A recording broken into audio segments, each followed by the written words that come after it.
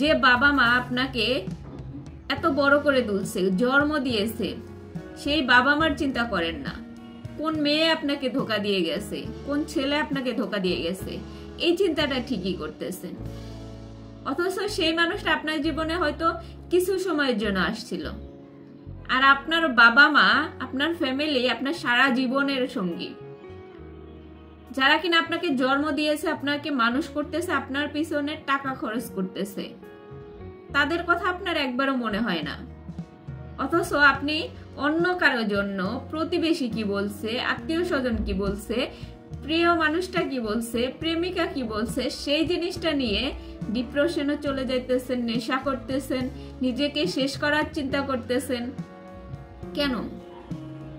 আপনি কি আপনার বাবা মার কথা একবারও ভেবে দেখেছেন যে আপনার যদি কিছু হয়, আপনার লাইফটা যদি বরবাদ হয়ে যায়, আপনি যদি একজন নেশাখোর হয়ে যান বা এমন ডিসিশন নিয়ে ফেলেন যে আপনার জীবন শেষ করে দিতেছেন, তাহলে আপনার বাবা মার কি হবে?